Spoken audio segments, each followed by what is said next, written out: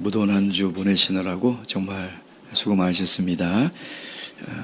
오늘부터 시작되는 거룩한 안식일에 하나님의 위로와 힘과 능력을 다 얻는 그런 복된 날 되시길 주님의 이름으로 축원드립니다. 예수 그리스도의 이름으로 하나님 말씀 증거하도록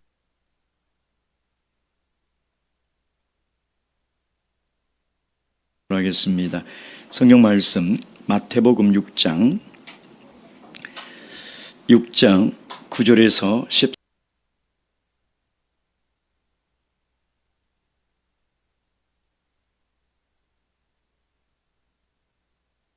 정말 수고 많으셨습니다. 오늘부터 시작되는 거룩한 안식일에 하나님의 위로와 힘과 능력을 다 얻는 그런 복된 날 되시길 주님의 이름으로 축원드립니다. 예수 그리스도의 이름으로 하나님 말씀 증거하도록 하겠습니다. 성경 말씀 마태복음 6장 9절에서 13절까지 말씀입니다. 주님께서 가르쳐 주신 기도 9절부터 10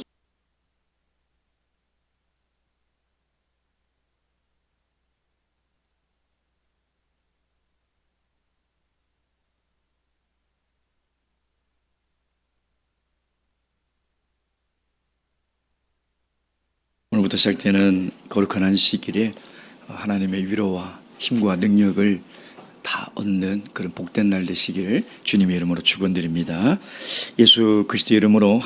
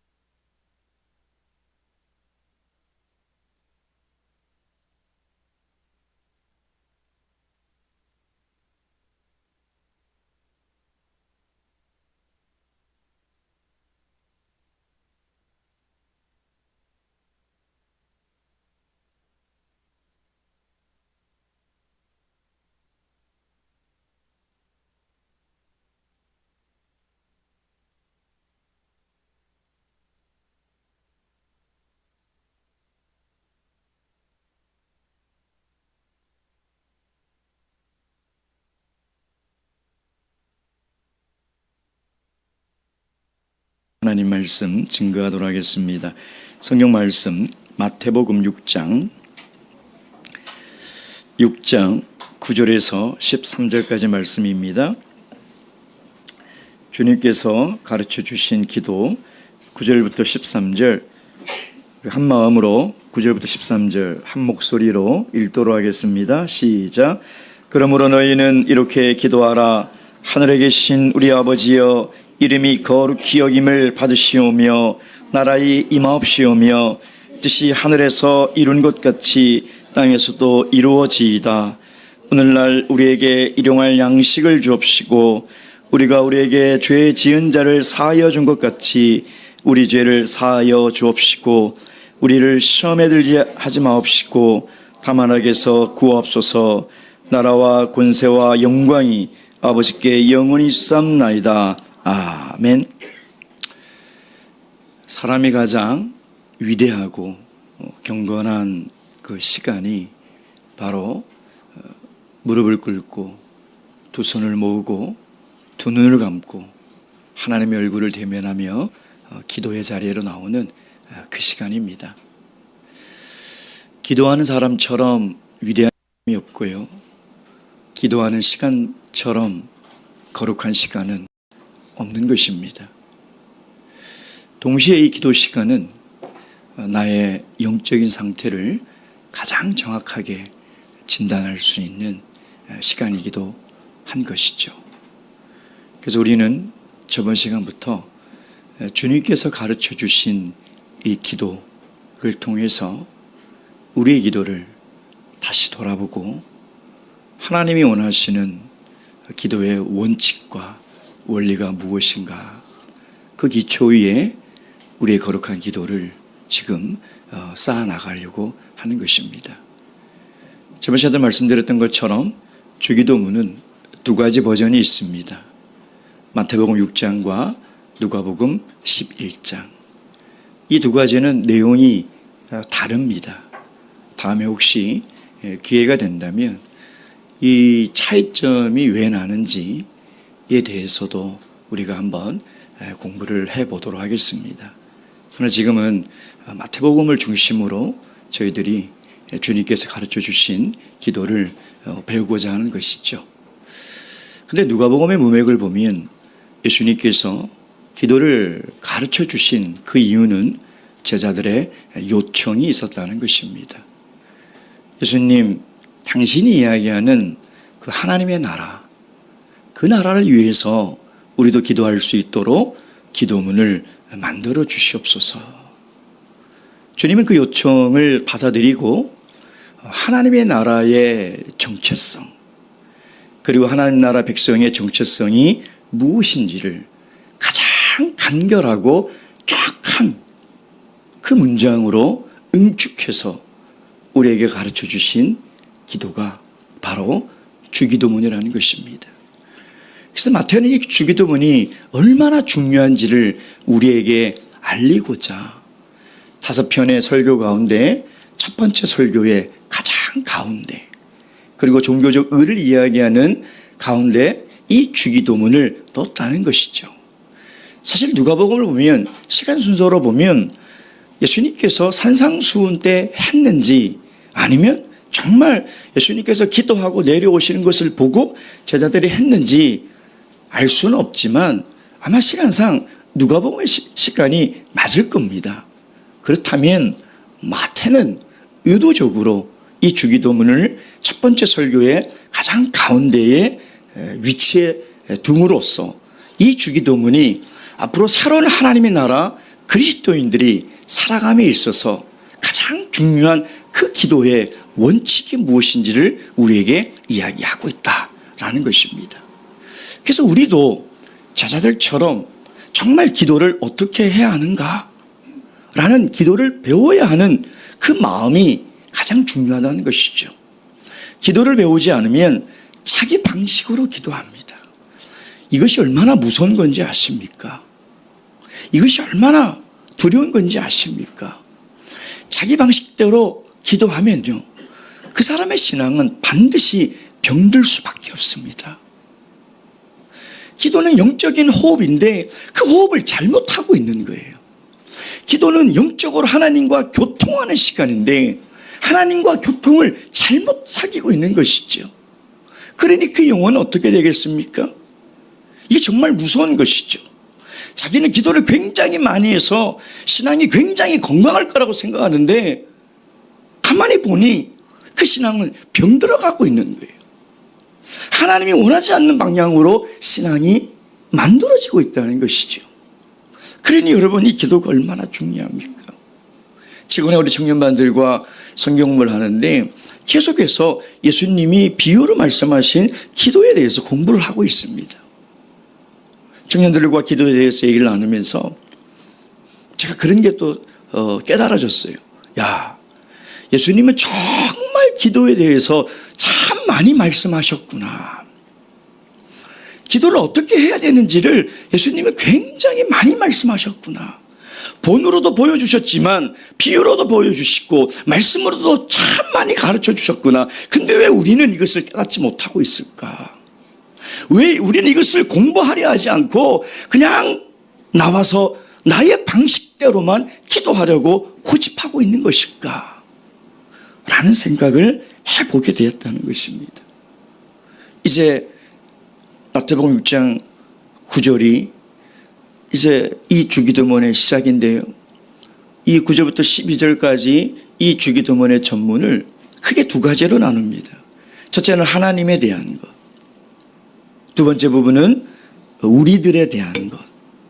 그래서 유명한 신학자는 이 예수님의 주기도문을 십계명과 대조해서 글을 쓴 책이 있어요. 근데 이 두 가지 구절을 좀 더 세부적으로 나누면 첫째는 뭐냐면 하나님의 이름을 부르는 거예요. 하늘에 계신 우리 아버지요. 그리고 세 가지 간구가 나옵니다. 그게 오늘 본문에 보면 아버지 이름이 거룩히 여김을 받으시옵고 나라에 임하옵시옵고 뜻이 하늘의 하나님에 대한 간구예요.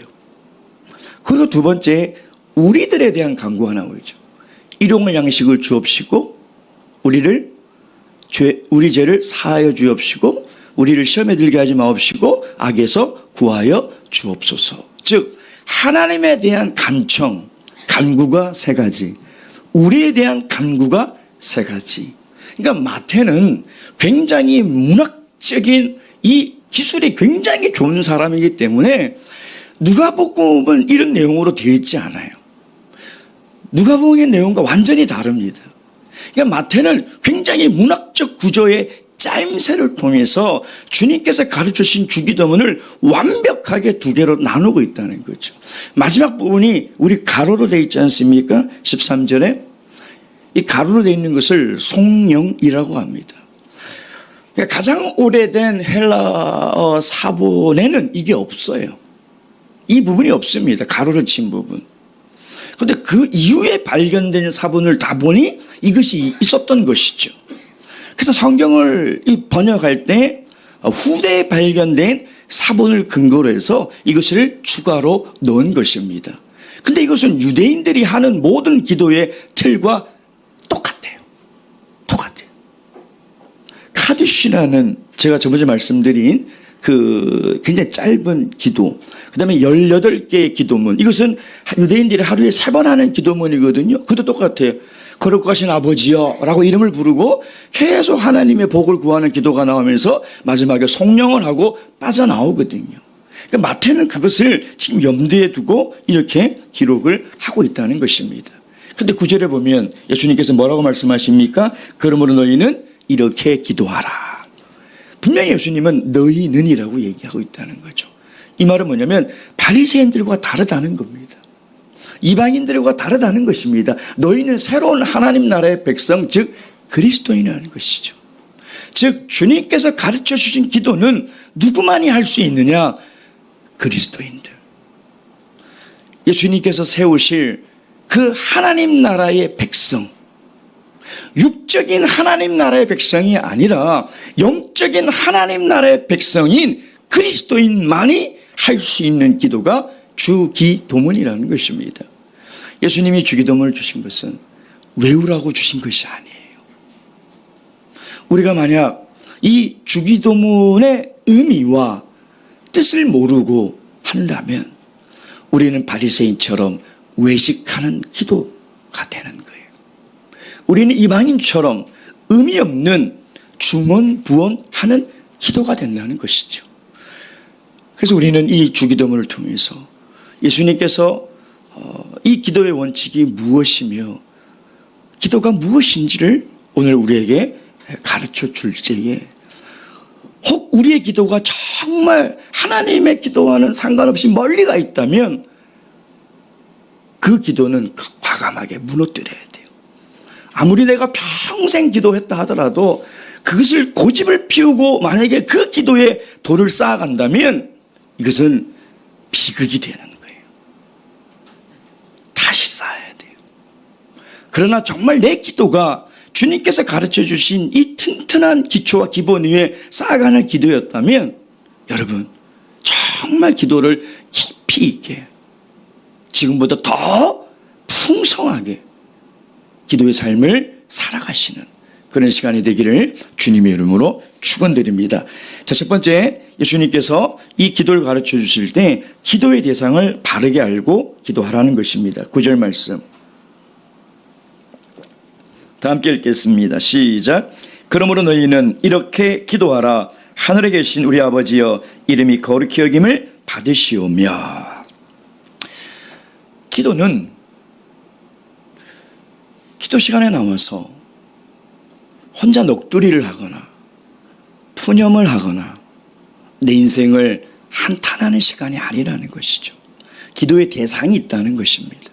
하늘에 계신 우리 아버지여, 지금 기도하러 나와서 그 대상의 이름을 부르고 있다는 것이죠. 여러분, 기도의 대상이 없다면 우리는 우상을 섬기는 거예요. 그러니까 기도의 대상을 인식하지 않고 기도한다는 것은 우리는 우상을 섬기고 있는 그 시간에, 거룩한 예배당에 와서 거룩한 시간에 무릎 꿇고 가장 거룩한 그 시간에 우상을 섬기는 거죠. 여러분, 기도는 반드시 기도의 대상이 있다는 거예요. 대상이 있다는 거예요. 근데 그 대상이 누구냐? 이 원문을 보면 예수님이 가르쳐 주신 그 기도의 첫 번째 단어가 뭐냐면 아빠라는 단어입니다. 아빠. 마태복음도 아빠 우리 하늘에 계신 이렇게 되어 있어요. 누가복음도 아빠 우리 하늘에 계신 이렇게 되어 있죠. 즉 예수님께서 기도를 가르쳐 주시는데 우리에게 소개하는 첫 번째 단어가 뭐냐면 아빠라는 단어예요. 아빠. 그래서 원문의 내용을 그대로 살려서 이 주기도문을 이야기하면 하늘에 계신 우리 아빠라는 거예요. 우리 아빠. 아빠라는 호칭은 아버지를 부를 때보다 더 친근한 호칭이에요. 친근한 호칭. 저도 이 말씀을 준비하면서 생각해 보니까 어릴 때부터 저희 아버님이 돌아가시 전까지 저도 아버지를 아버지라고 부르지 않았더라고요. 아빠라고 불렀더라고요. 어릴 때부터 저에게 이 아빠는 친근한 분이었던 것 같아요.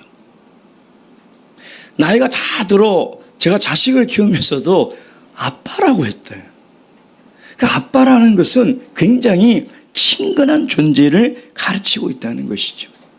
근데 왜 예수님은 기도를 가르칠 때 왜 이렇게 독특한 표현을 제자들에게 가르치고 있냐면 이 굉장히 특별한 거거든요.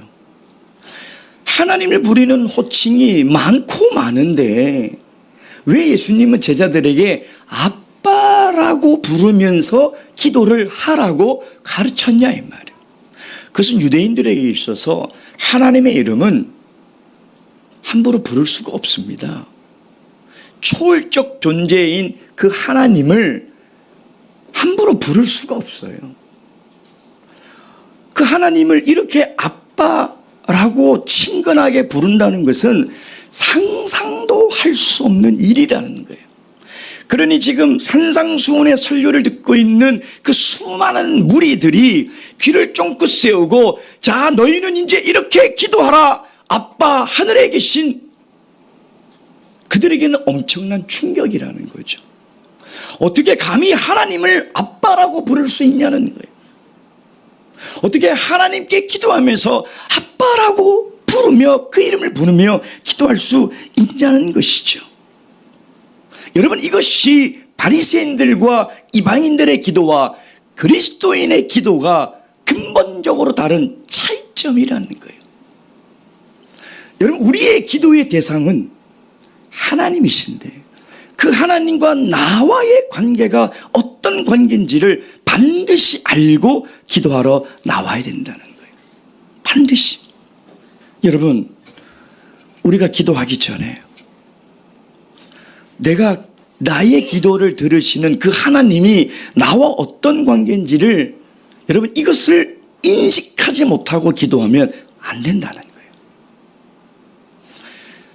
나의 기도를 들으시는 분이 창조주 하나님이고 전지전능하시며 무소부재하신 하나님인데 그분이 나하고 아무 상관없는 분이라면 우리가 왜 기도합니까? 기도한들 우리의 기도가 응답이 되겠냐 이 말이에요. 우리가 상관없는 거예요. 근데 그분이 우리 아버지 되신다. 그분이 나의 아빠라는 거예요. 이것을 확신을 하고 기도의 자리에 나오면 우리가 기도하러 나올 때 드는 모든 의심과 염려와 불안을 다 없앨 수 있는 거예요. 왜 기도하러 나오면서도 내 마음이 염려가 되는지 알아요? 왜 기도의 자리에 나오면서 야, 이 기도가 응답이 될까? 하나님께서 들어주실까? 왜 의심이 되는지 알아요? 하나님과 나와의 관계에 대한 확신이 없기 때문인 것이에요. 여러분 우리는 기도를 참 많이 합니다. 그럼에도 불구하고 우리 마음속에 드는 의문이 뭐예요? 왜 이렇게 기도를 열심히 하는데 왜 응답이 되지 않지? 왜 이렇게 기도를 열심히 하는데 내 마음에 평안이 없지? 왜 이런 생각이 들까요? 여러분, 문제가 어디 있을까요? 우리 정말 기도 열심히 합니다. 근데 왜 이런 자꾸 찜찜함이 우리 마음에 여전히 남아있냐 이 말이에요. 문제가 뭐냐 이 말이에요. 기도의 열정이 부족해서입니까? 기도의 시간이 부족해서입니까? 아닙니다.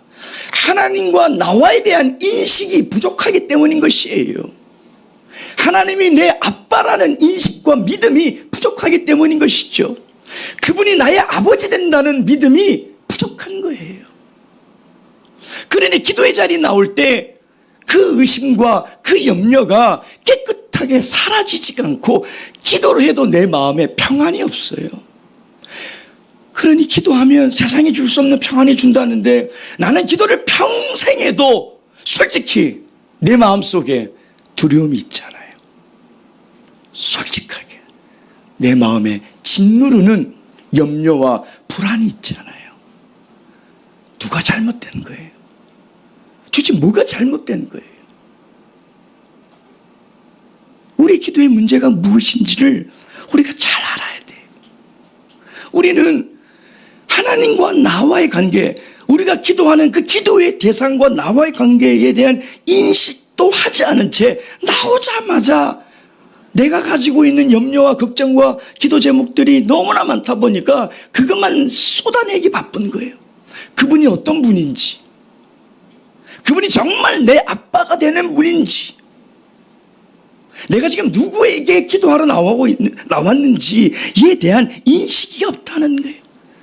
그러니까 그 간구의 내용, 어려운 고통 이것들만 다 쏟아내는 거죠. 누구에게 쏟아내는 거예요 지금요? 누구에게 기도하고 있냐 이 말이에요. 구약에 보면 욥이 그랬어요. 그 고통 속에 있다 보니까 하나님께 막 쏟아내는 거예요. 하나님이 계속 듣다가 도저히 안 돼서 하나님이 이제 욥의 그 교만과 영적인 어리석음을 깨우쳐 주려고 질문을 하기 시작합니다. 욥이 대답을 못해요. 하나님이 어떤 지혜로 세상을 창조하시고 하나님이 어떤 지혜로 섭리를 이끌어 가시는지 욥은 이해를 할 수가 없어요. 그래서 욥기 40장 4절에 보면 내가 무지한 존재라서 감히 어떻게 대답하겠습니까? 다만 손으로 내 입을 막을 뿐입니다. 할 말이 없다는 거예요. 자기가 지금 자식을 다 잃고 아내도 떠나고 온몸에 피부병이 걸리고 재산을 다 잃어버린 그 고통 속에서도 하나님께 할 말이 없어서 손으로 입을 막고 있다는 거예요. 근데 우리는 기도하러 나와서 그 하나님이 어떤 분이고 그분이 나와 어떤 관계인지에 대한 인식과 믿음도 없이 그냥 억울하고 힘들고 고통스러운 일만 그냥 계속 쏟아내는 거예요. 쏟아내는 거예요. 그리고 왜 기도를 안 들어주시고 왜 기도를 해도 내 마음에 평안이 없을까? 불안한 거예요. 그러니 기도의 참맛을 못 느끼는 것이죠. 여러분, 우리는 분명히 진노의 자녀였고 마귀의 자녀였어요. 그러나 예수 그리스도를 통해서 물과 성령으로 거듭나서 이제 하나님의 자녀가 됐다는, 이걸 믿어야 돼요. 이걸 잊으면 안 돼요. 예수님은 기도하러 나올 때 하늘에 계신 우리 아버지, 아빠, 이걸 잊지 말라는, 이게 가장 중요해요. 그래서 그 아빠라는 단어를 이 주기도문의 가장 첫 단어로 우리에게 이야기를 하고 있다는 거예요. 로마서 8장 15절 16절.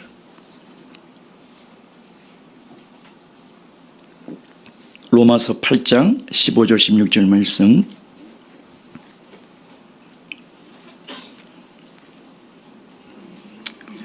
(15절) 16절 다 함께 읽겠습니다. 시작. 너희는 다시 무소하는 종의 영을 받지 아니하였고 양자의 영을 받았으므로 아바 아버지라 부르짖느니라. 성령이 친히 우리 영으로 더불어 우리가 하나님의 자녀인 것을 증거하시나니. 아멘.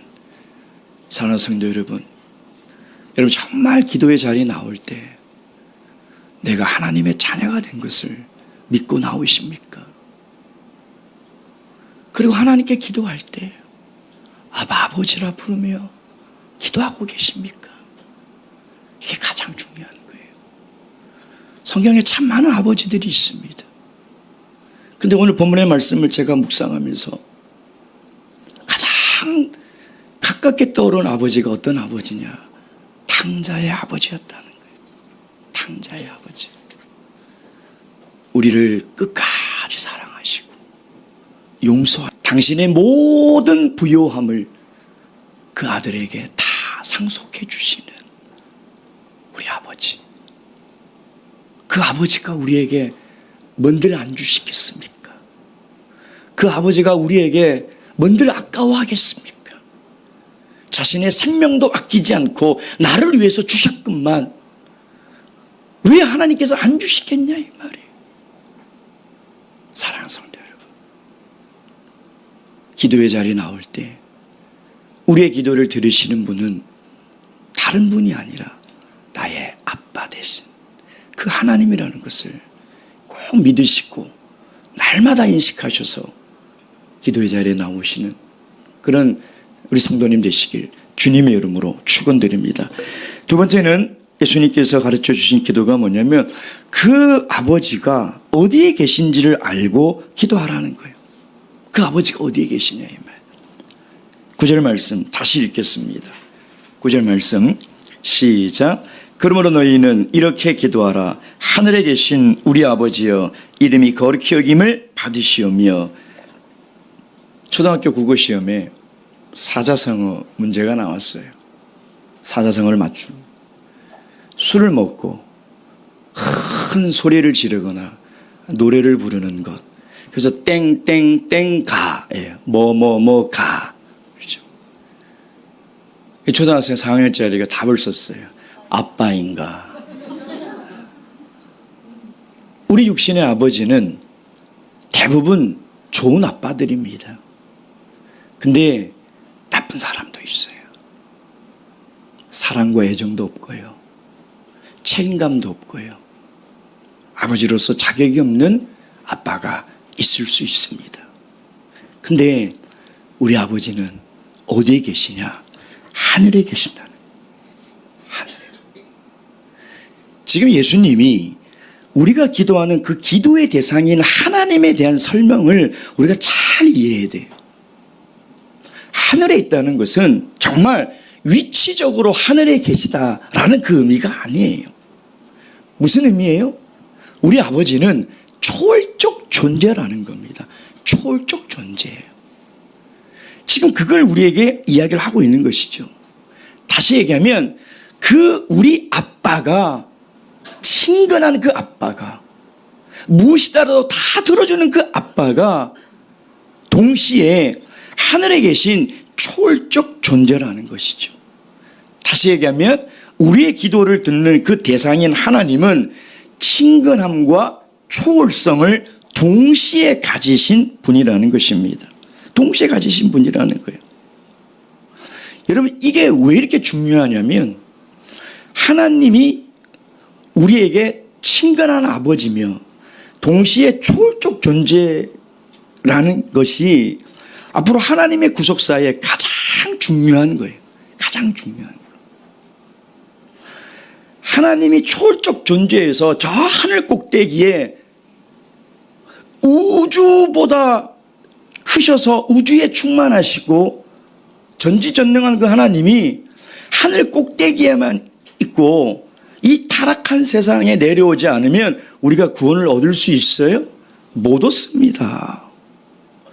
내가 믿는 하나님이 아무리 우주에 충만하고 전지전능하고 이 우주를 만드신 분이라 할지라도 그분이 하늘 꼭대기에만 계시면 우리는 구원받을 수가 없어요.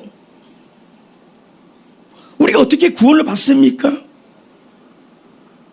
그분이 이 죄 많고 타락한 세상에 내려오셔서 우리의 아버지 되어 주셨기 때문에 우리가 구원을 받을 수 있는 거예요.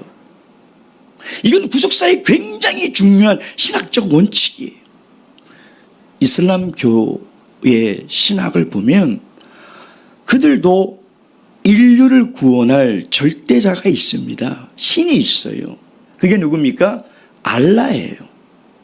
그래서 이슬람 이 교도들도 하루에 시간을 정해놓고 기도하러 가거든요.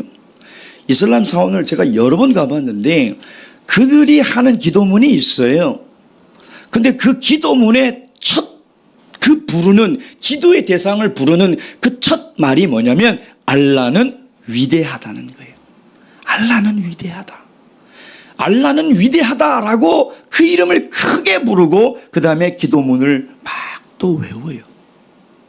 근데 그 위대한 알라는요, 이 땅에 안 내려옵니다. 그 위대한 알라는 저 하늘 꼭대기에 있지 절대 이 타락한 세상으로 내려오지 않아요. 그래서 이슬람교의 구원은 자력 구원이에요. 메카를 방문해야 돼요. 금욕해야 돼요. 라마단 기간이 되면 금식해야 돼요. 하루에 5번 기도해야 돼요. 가난한 자들에게 동량을 베풀어야 돼요. 왜? 그 초월적 존재는 내려오지 않기 때문에. 내가 열심히 기도해서 그들이 왜 5번 기도하러 가는지 알아요? 구원을 얻으려고 그러는 거예요. 그들이 왜 금식을 하는지 알아요? 구원 얻으려고 하는 거예요. 성지순례 한 번 할 때마다 수만 명이 압살을 당합니다. 수만 명이 깔려 죽어요. 근데도 왜 가는지 알아요? 이해가 안 되잖아요. 구원을 얻으려고 가는 거예요. 왜? 그 초월적 존재는 하늘에만 계시기 때문에 나를 구원하려 내려오지 않기 때문인 거죠.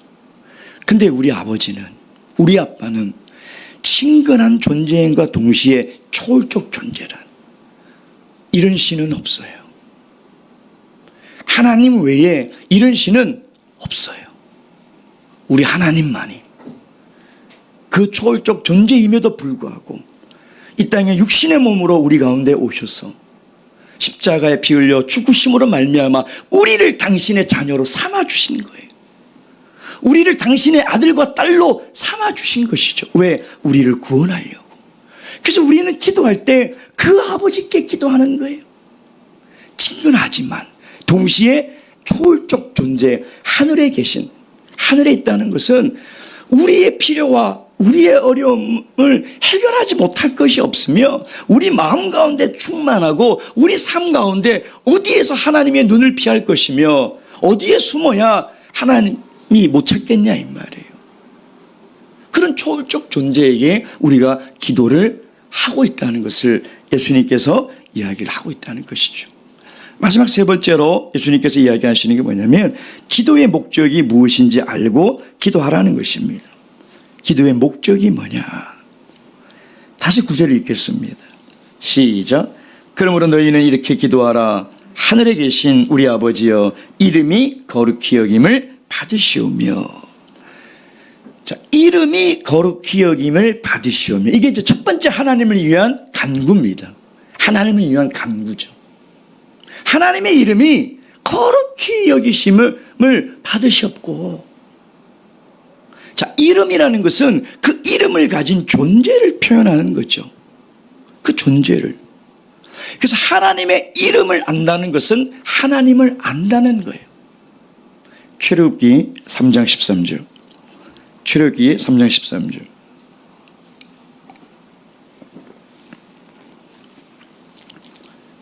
(3장 13절 14절)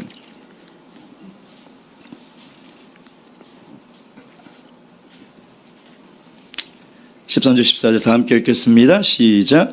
모세가 하나님께 구하되 내가 이스라엘 자손에게 가서 이르기를 너희 조상의 하나님이 나를 너희에게 보내셨다면 그들이 내게 묻기를 그의 이름이 무엇이냐 하리니 내가 무엇이라고 그들에게 말하리까. 하나님이 모세에게 이르시되 나는 스스로 있는 자니라. 또 이르시되 너는 이스라엘 자손에게 이같이 이르기를 스스로 있는 자가 나를 너희에게 보내셨다 하라. 아멘. 이 하나님의 이름이 거룩히 여김을 받는다는 것은 하나님이 거룩히 여김을 받는다는 것. 다시 얘기하면 하나님에 대한 경외감, 하나님에 대한 두려움을 찾아야 한다는 거예요. 어떤 일반 교회 목사가요, 자기는 하나님과 친구처럼 너무 친하대요. 그래서 매일 하나님을 친구처럼 만나서 그 하나님도 자기 말을 안 들으면 까불면 자기한테 맞는데요. 근데 앞에 앉아있는 사람들이 아멘 아멘 그래요. 하나님에 대한 친근함이 있는데 경외감이 없다? 이렇게 어리석은 사람이 되는 거예요. 자기가 무슨 말을 하는지, 자기가 지금 얼마나 잘못된 신앙을 가지고 있는지도 모른 채 어리석은 삶을 살아가게 된다는 거예요. 우리 신앙 안에서도요, 하나님이 친근한 하나님으로만 알고 있으면 하나님이 무서운 줄 몰라요. 하나님에 대한 경외감이 없어요. 그래서 그분들의 말을 들어보면 제가 섬찟해요. 야, 저분은 하나님에 대한 경외감이 전혀 없구나. 어떻게 저런 말을 할 수가 있지? 감히 두려워서 어떻게 저런 말을 할 수 있을까? 그런 사람들에게는요, 하나님을 경외하는 마음, 두려움이 없어요. 거침없이 말해요. 이 어리석은 목사라는 이 사람과 다를 게 뭐가 있습니까? 하나님의 이름을 망령되이 부르고 있는 거예요.